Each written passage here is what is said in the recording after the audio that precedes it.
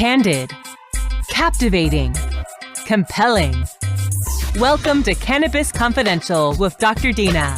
Listen in as Dr. Dina, medical marijuana pioneer and inspiration for the award-winning TV series Weeds, shares never-before-heard stories, chats with cannabis insiders and celebrity friends, and provides invaluable perspective and insight into one of the fastest-growing industries in the world.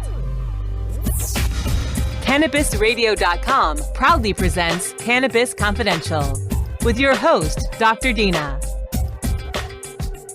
Welcome to Cannabis Confidential. I'm your hostess with the mostest when it comes to weed and hash. I'm Dr. Dina, and today we have Al Harrington. That's right. We've got an NBA superstar on Cannabis Confidential. Al is not just an NBA superstar. You see, he played for the Indiana Pacers, the Atlanta Hawks, Golden State Warriors, New York Knicks, Denver Nuggets, Orlando Magic, and the Washington Wizards. And now he is spending his time changing the whole ground of the cannabis industry with his new company, not so new, Viola Extracts, named after his grandmother. And Al, I just love that you named it after your grandma. So I'm so happy to have you here. Let's talk, about you in the cannabis industry. Yeah, it's been a long way. Obviously, I started back in 2011 when I first started looking at the space seriously. I made my first investment in 2012, and ever since then we just kind of hit the ground running. Now we're a multi-state operator operating in 4 states: California, Colorado, Oregon, and Michigan. We're applying for a bunch of the new states on the East Coast, and we're just trying to build a international brand eventually. But we're trying to dominate our backyard first. I love that. In fact, I have tried your flowers and your concentrates and your vape pens, and they are delightful. Stephanie brought me over a really nice goodie bag to my shop in West Hollywood. And I was really impressed with not only the quality of your product, but the quality of the packaging. It's clean. It's not like an overly overt celebrity brand, but I love that you've made it the name of your grandmother, because she's gone through, was it diabetes and glaucoma? Yeah, so I wanted to just thank you for, obviously your support and, you carrying Viola, in your shop. And, for us, we wanted to make sure that when it came down, people trying the product and stuff, that every time that they tried it, it was an experience. So we knew that, started from the package, from when they saw the package to the quality of the products. And that's something that we really, hang our hat on. It's a company moniker is that if it's not good enough for Grandma Viola to try, we don't want to put it on markets, and we don't want to put it on shelves. So, that's something that's very important to us, making sure that every time someone, grabs a Viola package, no matter what it is, from flower to vapes to, soon to be edibles, we want people to have a great experience so that we can eventually start to get some of that customer loyalty. It's really amazing that I was recently, we have a store in Portland now, and I was out visiting other shops, and I saw your brand. And of course, I didn't recognize some of the other brands there because I'm mostly located in California and Los Angeles, but I saw yours. And so that's what I chose to pick up. And it was just as good in Oregon that it was in California. Right.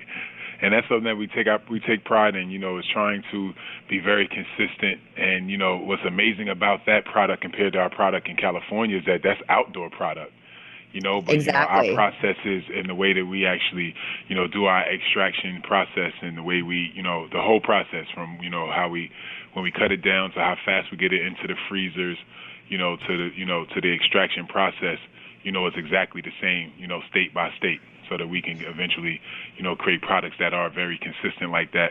And I'm very happy to hear that, the product that you tried in Oregon, even though it was outdoor material, that it was that good. Yeah, and what's interesting, the one big difference was the price, right? The right. Pricing is so different state to state. And for those of you who are listening who have never been to a cannabis state, in California, we have a lot of taxes. We don't have as much product as a state like Oregon. And in Portland, they are selling product for, we have jars of weed for sale at $3 a gram, where in LA, it would be $15, right? Correct. So I actually bought a gram of Viola sauce, which I was very happy with. And it cost me $16 in Oregon. Right. Right. And I was like, I think I was putting it on my Instagram for an hour because I couldn't believe that. I'm like, I should move to Portland because this is amazing. Right. Get fire for $16 a gram. The same thing in California would be like probably $80, right? Correct. And like you said, I mean, that's just dependent on the market, right? So as we know, Oregon has been commoditized by the plant. There's 1 million pounds of surplus product there. So, we have farmers and, companies that are just wholesaling product at, very, very low prices. So as you as a brand, you have to be able to go out and be able to compete against that. So we had to drop our prices. But, that product that you did try, like you said, is definitely worth more than $16. But at the end of the day, we have to compete within that state, But in California, where there's not as much surplus and different things like that, there's actually a scarcity in California.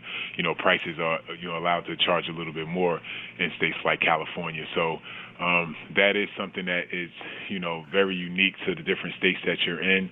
Just like even like Michigan pricing is almost like California pricing. Colorado, right. Well, supply and right demand. I mean, Oregon really, they did things a little backwards. They gave out all the cultivation licenses first, and there was no retail. Right. So all these people were ready with product, and there was no one to sell it to. And yeah, you're going to have a surplus.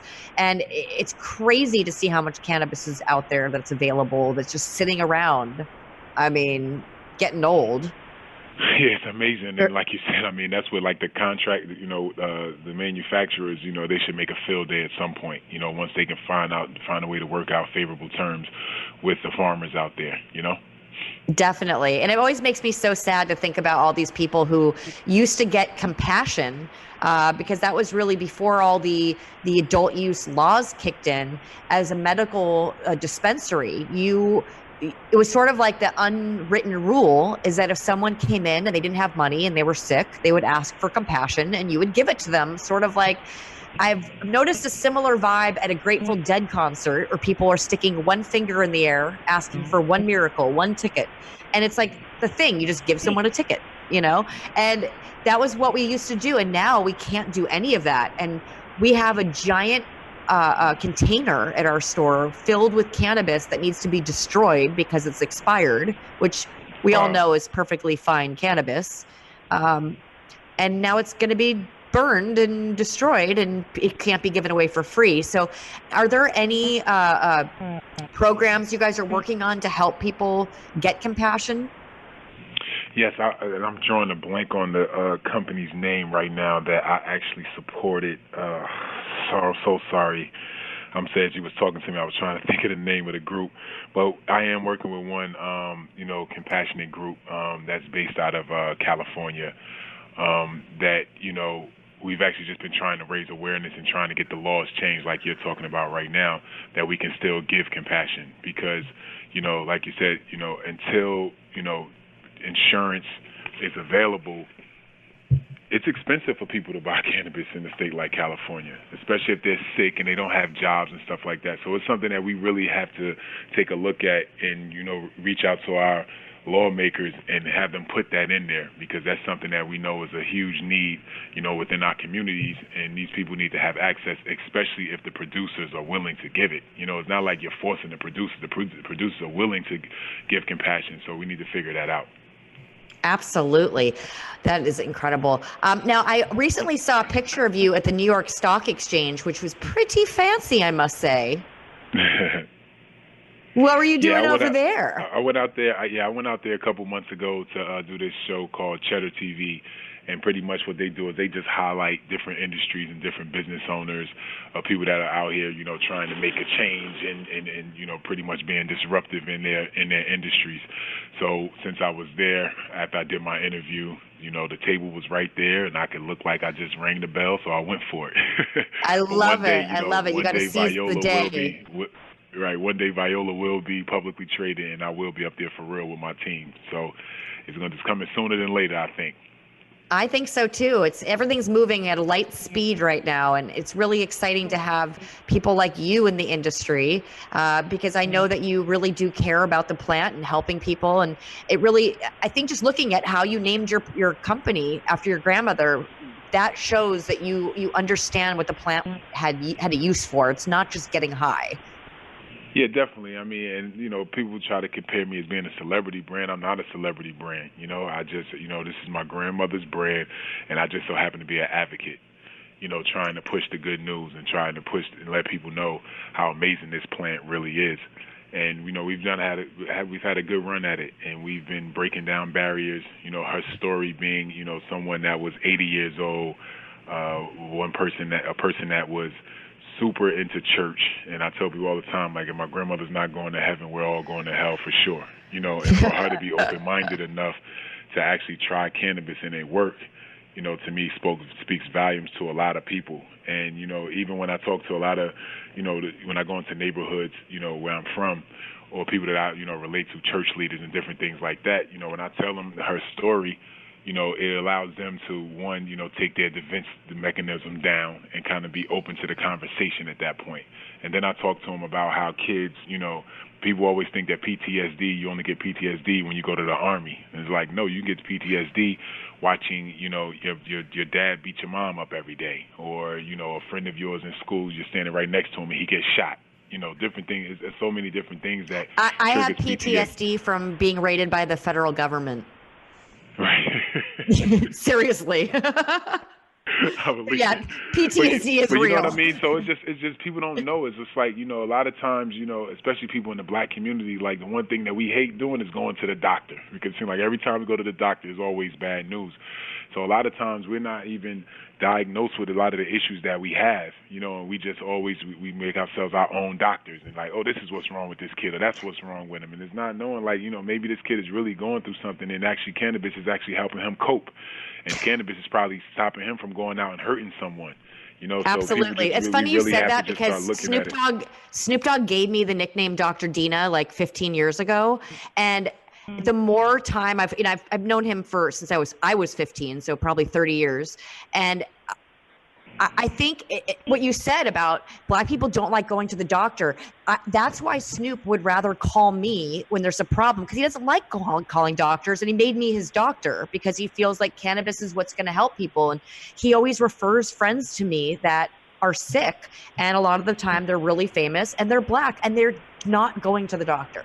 And I just lost one of my closest friends who, at 51 years old, he was black, he had a high blood pressure, he was not going to the doctor, and he passed away. And so it really, that's something that's really important to me, to get education out. To be able to discuss this with doctors is really important. And I think that with the laws changing, people are more comfortable now going to see a doctor and mentioning cannabis, because before, we don't know if they're going to call the cops on you and throw you in jail. So times really are changing, but we have to actually run to a quick commercial break.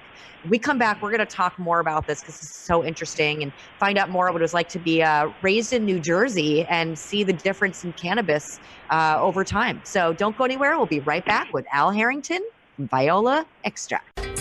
Cannabis Confidential with Dr. Dina will continue after a word from our most confident sponsors.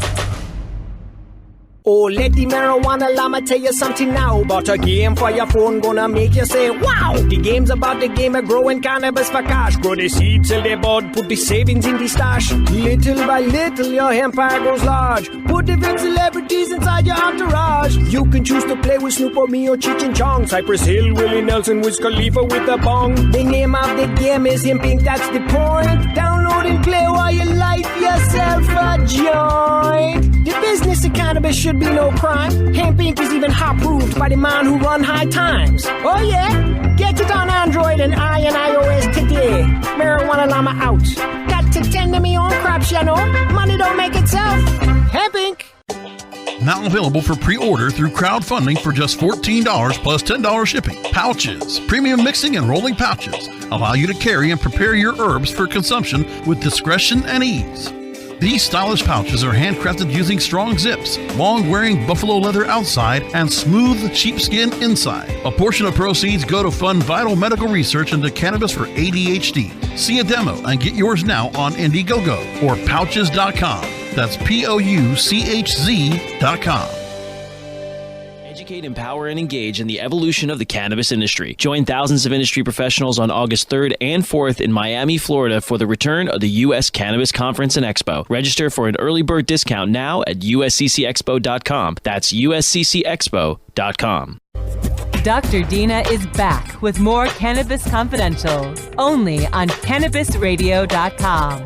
And we're back. All right, Al. So we were discussing not wanting to go to the doctor, which is something that a lot of Americans are dealing with. And a lot of people don't realize that if you just go to the doctor once a year and get some blood work, it helps the doctors compare your levels and see what's going on. So we can, a little preventative medicine won't hurt. Right. It won't hurt at all. But it's funny, even though I'm sitting here preaching going to the doctor, I don't like going to the doctor. You know what I'm saying? Well, no one likes going to the doctor. Yeah, he told me I was pre-diabetic. I'm like, what? But, of course, once he told me that, what I do, I just stopped eating as much candy. Now, I think I'm fine, but I haven't been back to make sure. You know what I mean? So, yeah, it's definitely something that's a huge issue. But, cannabis is just very unique just in general. One of the things that our company, starting in 2020, one of the purposes for us is that we're going to start giving, a certain part of our proceeds back to, rebuilding, the black community, especially with the way that the war on drugs destroyed it. And, the one problem that I do have is that, as cannabis companies and dispensaries keep popping up, either in these neighborhoods or really close to these neighborhoods, and, the fathers, brothers, uncles are still locked up is just something that I have a huge issue with. And I think that we have to figure out a way to include the black community and minorities, so that this new $1 trillion industry, that we could actually use these funds to actually rebuild our communities. So that's something Agreed. And unfortunately, the state is the one taking most of these funds. But if these companies can all rally together and really help make a difference, I think that we can really help our communities. And I know that, for one, we do social equity training. So we work with Bonita Money, and Bonita brings different people who are hopefully going to get a social equity license in the future. And we train them in our store so that when they get that license, they know how to operate a dispensary. And I think it's something you can't forget is that I'm a little white girl. I've dealt with white privilege. I've driven in the valley, got pulled over for running a stop sign. I had an eighth of weed in my lap when I was 20 years old. And it was a black cop that actually looked at me. He saw my weed and he said, "Honey, you better put that away before my partner sees it." Okay. But if I was in a different neighborhood and my skin was darker, I probably would have gone to jail. And I knew that. And that's why, for me, I started a nonprofit called Freedom Grow, and we raise money and we put it on the books of people that are in jail for pot. And it's so sad when you look at how many people are in jail for cannabis that are, not white. I mean, there's very few white people. You have a couple, like the top, the big fish that are in federal prison that we advocate for. But on the lower end, in the state end, it's all black people that are going to jail for cannabis. Correct. 85% of, drug arrests in the black community is all cannabis related. So the numbers don't lie. You know what I mean? It was almost they were policing us specifically, for cannabis. So, the thing is that we have to figure out a way to, include our communities. And it's not only just through giving back, just giving in jobs. Like, we need to figure out a way to give minorities ownership in the cannabis space. We should be able to go out and compete with these conglomerate companies because, to me, they're only 3-4 years old. It's not like an industry that we're getting in where, they have a 20, 30, 40, 50, 100-year Absolutely. head start. And we're all fresh. It's still very early. So, we need to figure out a way to get diversity and get ownership so that we can go out and compete. And one of the ways of doing that, and this is something that a lot of people aren't aware of, and so you have to apply to get a license. And as you know, Al, getting these licenses is not easy, right? Right. Correct. I mean, it's very like you have to really be on your level and on the top of your game, have everything, all your ducks in a row to get these licenses. And we've all been lucky enough to get licenses and all over, but most people are not going to. Now, I have applied for several social equity licenses with people that will qualify, that have been arrested for cannabis in the past. They're Black, they live in a bad neighborhood. So they will get 51% of a social equity license. But even that's not enough, because there's only going to be so many social equity licenses. And look at how many people have suffered at the hands of the government. So there are people like you, for example, that have manufacturing licenses or cultivation licenses. People can partner up with people like us who have these licenses and bring a brand that we can manufacture for you, that you won't actually have to hold the license, but you can hold the trademark and the IP for. So there are ways of getting into the cannabis space still. And that's what I'm trying to work with a lot of my friends who were unable to get a license. But we got to still keep them in the space, right? Exactly. So it's almost like incubating / white labeling. And exactly. That's definitely a way. That's definitely a way that that we can create ownership and give people access to the market without actually going through the process of getting the license. Because you look at the East Coast states, like to be able to apply in New Jersey last round, you need to show anywhere from $15 to $20 million in the bank working capital. And I am a Black man, obviously, and I don't know too many people I could just go to, and put $20 million newsflash, Al. I'm a white girl from the Valley. I don't know that many people I can hit up to sign that paper. Right. So so you just put it in perspective like that. A New York license, it'll probably cost us $3.5 million just to submit that application. You know what I mean? That's how competitive it is. So, but then you have to give up so much of it to these people that are going to help you, qualify. Exactly, and especially if you have no experience, you can forget about it. At least people like us, we have experience, and we have a track record that we can demand a certain amount of equity, because of that. But when people are just starting from scratch, you can forget about it. You know what I mean? So we have to, like you said, create these incubator programs and just really stay tapped into the community as we continue to build out and not forget those people. That's right. And if you're listening and you couldn't get a license and you want to get involved, there's no excuse, right? You got to seize the day, make your future yourself, start building a brand, start building. And I always tell everybody a lifestyle brand, because that's what I look at your brand, and that's a lifestyle brand. That's not just a brand. That's something that, like, I have your hat and I rock it all the time and people compliment me on your hat. So right. It's a lifestyle brand. So create a lifestyle brand. And then once it's so cool, there's going to be people like Al and myself. They're going to look at that and go, we want part of that. Let's make it happen. So there's no excuses. No, there's no excuses at all. And like you said, building a lifestyle brand for our company was huge, because we felt that by making it a lifestyle brand, we humanized the plant. We make it part of our everyday, what we do. It just so happened that, I'm a father, I'm a business owner, brother, son. I take care of my business every single day. I'm growing businesses, and I use cannabis. And that's the narrative people need to understand, is that stigma of that, that we're so used to, is that if you smoke cannabis, you won't leave the couch and you're not productive and you're not motivated. That's a thing of the past, and that's not true. I know some people that they're at their best, when they actually have cannabis, flowing through their veins.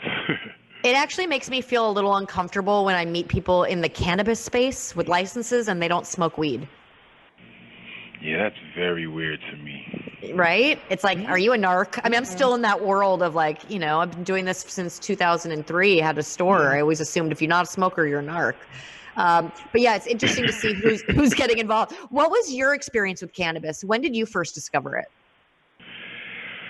So when I was a kid, I used to always see, people using, around the neighborhoods, and, my aunts and uncles used to use cannabis, and I can remember, that not being a positive situation in the house. I remember my grandmother kicking them out the house for coming in the house smelling like, as she called it, reefer back then.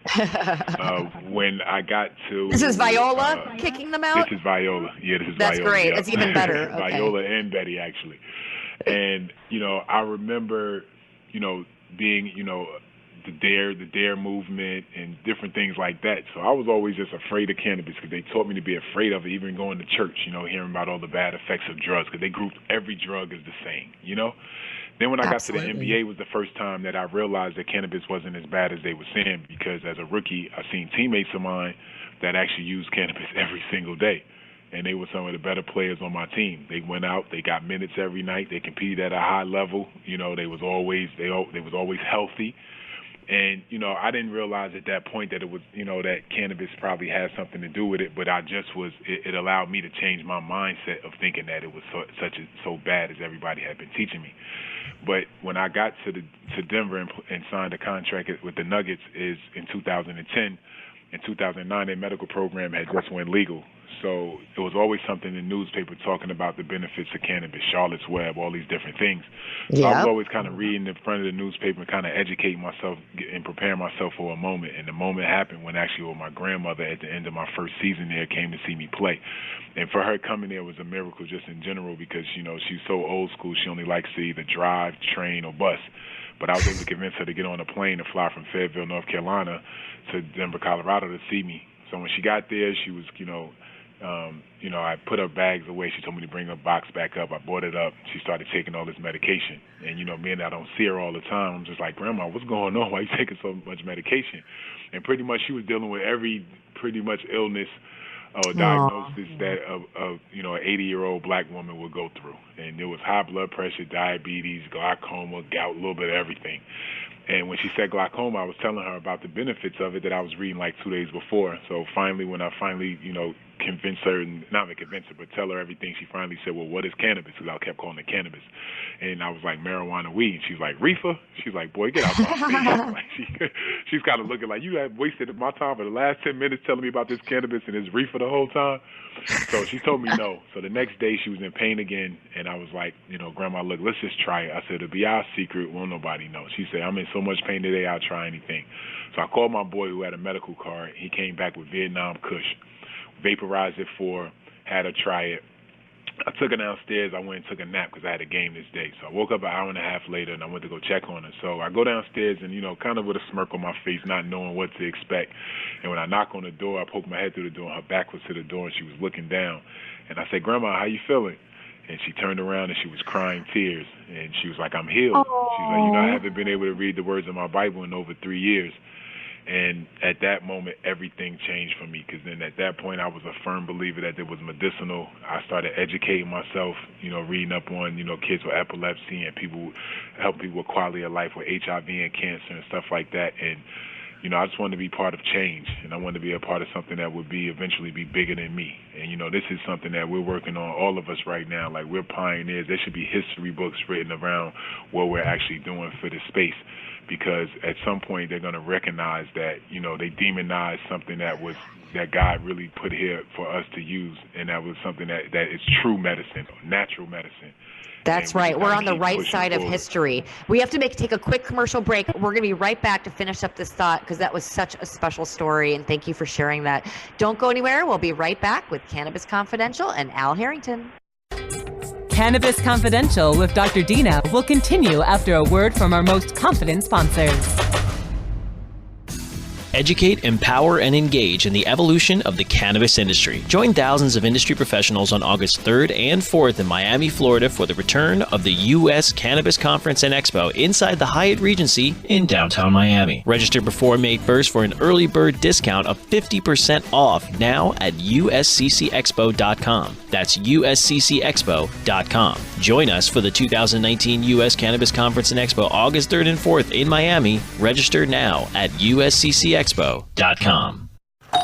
Hey, take a look at this. They're selling smart pots. They have pot that can make you smart? Where is it? Not that kind of pot. Smart pots are the best aeration container to grow your plants. Check this out. This is the original fabric container for faster producing, healthier plants. They're made with a superior fabric that delivers high yields. Plus, smart pots are reusable and sustainable, so you can use them over and over again, no matter if you use them indoor or outdoor. That's very smart, but how good are they for the environment? Smart pots are BPA-free and lead-free, so you'll always be able to ensure a pure, clean grow, and they're 100% made in the U.S. Over 28 million smart pots have already been sold, so it seems like a smart investment. Look for smart pots in close to 2,000 garden centers throughout North America and ask for the original fabric container. Find a store near you or order yours online at smartpots.com. Dr. Dina is back with more Cannabis Confidential, only on CannabisRadio.com. And we're back. So your grandmother was crying tears of joy. I mean, what were you thinking? I mean, you made a miracle happen for Grandma. I mean, I didn't know what to think. I mean, I literally walked in the room, and I'm soft, so when I see family members cry, they make me cry. So I literally went and hugged her. Me and her both were sitting down there crying, and she was just, as in the words of people how they talk in church, she was confessing, and she was just like, I can't believe this. Everything is so bright. Like, she's like, I'm healed, and it really just inspired me to learn more. And, pretty much a year later, I made my first investment into a 12,000 square foot grow in Colorado, and we've been off to the races since. So you got in way before the big boom that everyone else is jumping in now. And I love the fact that you did research and that you actually really understood the fact that cannabis could be so helpful. I mean, there's even studies now about THCV, and how it's really helpful for diabetics. I mean, that's something we didn't even know about 5 years ago. So there's just so much out there. It's so incredible. And I really like that you're true with your product. You stick with like the traditional strain names. You don't go with like, sleepy or, pain. Right. Because, we didn't because everything's different for everyone, I just think that these strains, they've been around a long time, right? And they've been doing a lot of good. So I almost feel like, we got to give respect to the plant, and the people, the people that actually created these strains, if that's what they named them. We have one strain that is, very, very popular within our company, and everybody was against the name, but it's called Meat Breath. That's so funny. but we've had some names that people were like horrified by. I'm like, I didn't name it that. That's what the grower exactly. did. But the guy that did it, he put a lot of time and energy and effort into it. So if I want to go and name strains for myself, then I need to go out and breed my own strains, which we're doing as well. You know what I mean? So, I try to respect the plant and the industry as much as I can as I continue to build. And I just feel like, everybody's going after the can of curious, right? And obviously they're very important, super important, especially as we bring these new people in and making sure they have good experience so that they continue to try more and more products, right? But at the same time, this industry has been here for a very long time before us, and there was people that have been, putting their freedom at risk to be able to obtain it, to distribute it and everything else. So for me, I try to stay true to them as much as I can. And I feel like if you do good by them, everything will take care of itself. Well, that is why you're my weed warrior of the week.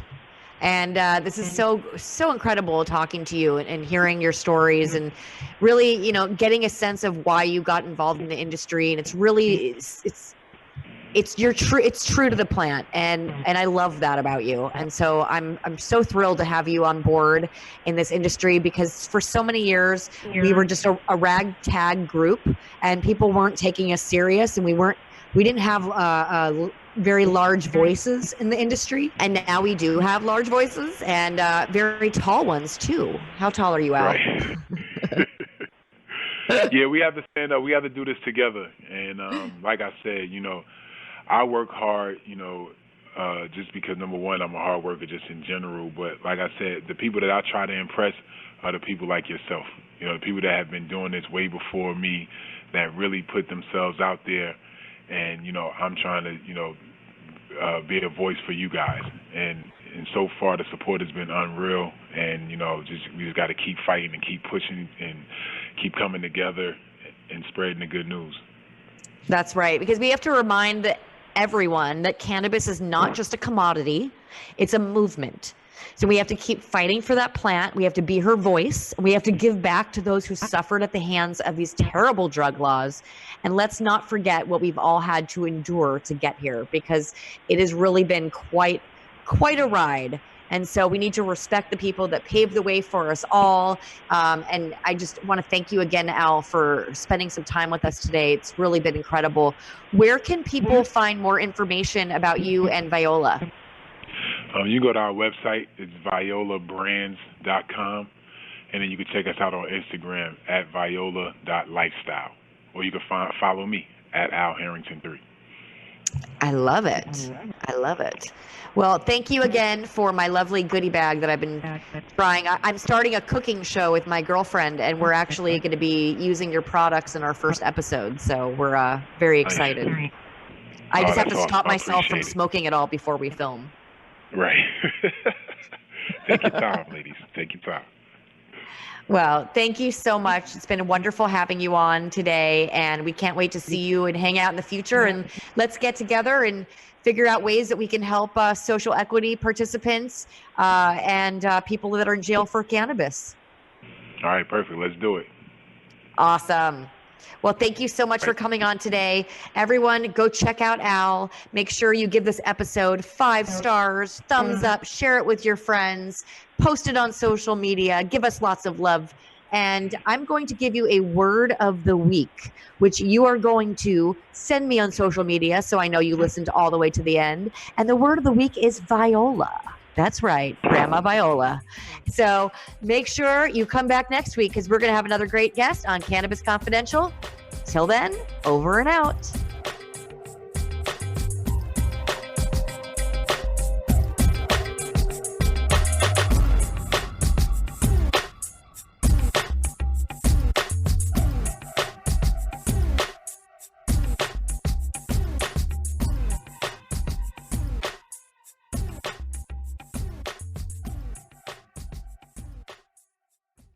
The opinions expressed on this CannabisRadio.com program are those of the guests and hosts and do not necessarily reflect those of the staff and management of CannabisRadio.com. Any rebroadcast or redistribution without proper consent of CannabisRadio.com is prohibited.